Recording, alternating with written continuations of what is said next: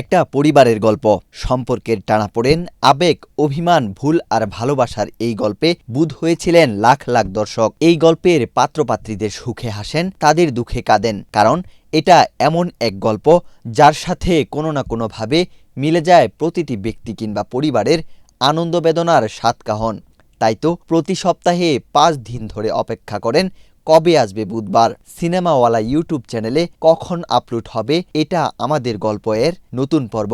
এই সময়ের বাংলা নাটকের বাঁকটাই যেন বদলে দিয়েছে মোহাম্মদ মুস্তফা কামাল রাজ নির্মিত পারিবারিক গল্পের এই নাটক।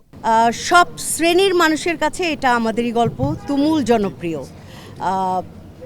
একজন সিএনজি ড্রাইভারও ঘাড় ঘুরিয়ে বলে, ও এটা আমাদেরই গল্পের মা আপনি।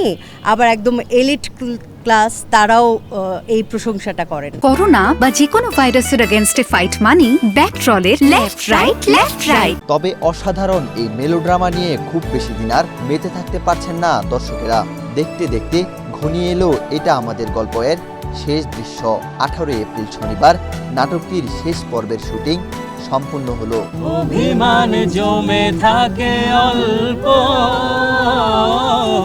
এটা আমাদেরই গল্প, এটা আমাদেরই গল্প। শেষ পর্বের শুটিংয়ে গণমাধ্যমের সামনে আসেন এটা আমাদের গল্প এর অভিনয় শিল্পী ও কলাকুশলীরা। পারিবারিক এই নাটকে কাজ করার অনুভূতি তুলে ধরেন তারা। আমি আমার জীবনে কখনোই ফুপু হতে পারবো না বা পারিনি, সেই ফুপুটা রাজ আমাকে জাতীয় ফুপু বানিয়ে দিয়েছে। মানে এটা আসলে অনেক অনেক বড় ব্যাপার। কিছুদিন আগে আমি কলকাতা গিয়েছিলাম শুটিং করতে, সেখানে হঠাৎ দেখলাম দূর থেকে একজন ওকে ডাকছে যে এই ফুপা ফুপা। আমি ঘুরে দেখালাম কোন ভাতিজা আমার। পরে বলতাম যে না ওই নাটকে হলো, আপনি মাইন্ড করেন তো, আমি ফুপা এটা আমাদের গল্প রেগুলার দেখি। মানে আমি সম্প্রতি গিয়েছিলাম একেবারে পাঁচগাঁও বর্ডারের কাছে, ওখানে উপজাতি অনেকে থাকে, চাকমা থাকে, মারমা থাকে, গারোরা থাকে। তারা যে বলে যে তোমাদের একটা নাটক দেখেছি, তোমাদের নাটক এটা আমাদেরই গল্প, নাটক নাটক নাটক। মানে আমি অবাক হয়ে গেলাম যে ওখানে পর্যন্ত মানুষরা এটা আমাদেরই গল্প দেখছে। জানালেন নাটকে কাজ করতে করতে একটি পরিবার হয়ে উঠেছিলেন তারা।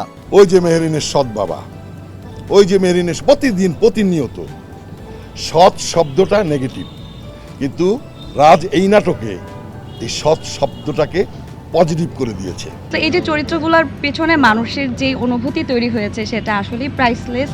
এবং আমি তো আসলে এখন বেশি বলতে গেলে হয়তো কান্না করে দিতে পারি, কারণ এটা আমার জন্য অনেক ইমোশনাল একটা জিনিস। আমার মনে হয় যে আমরা তো অনেক জায়গায় শুটিং করি, কিন্তু আমরা সব জায়গায় আসলে এরকম কন্টেন্ট দর্শককে দিতে পারি না। এটার সবচেয়ে বড় রিজন হচ্ছে আমার মনে হয় যে আন্ডারস্ট্যান্ডিং, ফ্রেন্ডশিপ এবং কমফোর্ট জোন, যেটা আমাদের এই সেটটাতে সবার মধ্যে বন্ডিং, আন্ডারস্ট্যান্ডিং, কমফোর্ট জোন, ফ্রেন্ডশিপটা হয়ে গেছে। আমরা একদম শেষ পর্যায়ে, খুব শীঘ্রই এই নাটক টেকনিক্যালি শুটিং অফ হয়ে যাবে। জানি না আর কখনো এই সেট বা এই গল্প ফিরবে কিনা, বাট আপনাদের সবাইকে মিস করব এবং এই গল্পের অডিয়েন্সগুলোকে মিস করব। আর মিস করব আমার পরিবারকে মিস করব, আমার পরিবারের পরিবার একটা পরিবার, এবং আমার বড় মানে আরও বিশাল পরিবার হচ্ছে দর্শক। আমার কাছে তো মনে হয় যে আমি কোটি কোটি পরিবারের এখন ছোট ছেলে সামির। তো আমার নাম অনেকে জানে না, বাট সামিরটা জানে এই কাজের মধ্য দিয়ে। এটা বিশাল প্রাপ্তি, এবং এই যে ভাই আমাকে সব পরিবারের ছোট ছেলে বানিয়ে দিচ্ছেন, এটার জন্য তো আসলে এটা একটা বিশাল প্রাপ্তি, এবং আমি লাকি। আমার ছোট্ট ছোট্ট চরিত্রগুলো মানে এত প্রাণবন্ত হয় শুধুমাত্র রাজভাইয়ের কনফিডেন্স। আমি ভীষণ নার্ভাস, কারণ একই জায়গায় বসে আছি। তুমুল জনপ্রিয়তার পাশাপাশি এটা আমাদের গল্প নাটকের কাহিনীর মৌলিকত্ব নিয়ে প্রশ্ন তুলেছেন সমালোচকেরা। সেই প্রশ্নের খোলামেলা জবাব দিলেন নাটকটির নির্মাতা। এটা পাকিস্তানি স্টোরি থেকে আমি ইন্সপায়ার্ড হয়েছি। এই গল্পটা আমি আমাদের গল্প বানাইছি। আমি কনফিডেন্টলি বলছি যে এটা আমাদেরই গল্প, মানে এটা আমাদের গল্প বানানোর জন্যই নামটা দেওয়া, নাইলে কিন্তু এই নাম দিতাম না। এটা আমাদের গল্প শেষ হলেও ভবিষ্যতে আবারও এমন নাটক নিয়ে দর্শকদের সামনে আসার আশাবাদ জানালেন নির্মাতা ও অভিনয় শিল্পীরা। বলি নেক্সট যদি কিছু করে কপি করবো না, ইন্সপায়ার্ড নিব না, নিজের গল্প বানাবো। আর আমার এই সিরিজ দেখার পরে যদি কেউ পারিবারিক সিরিজ বানা বা জনপ্রিয়তা বা, আমার চেয়ে বেশি কেউ হ্যাপি হবে না। আমাকে যদি কেউ ফলো করে তাহলে আমিই তো হ্যাপি হবো, ঠিক না?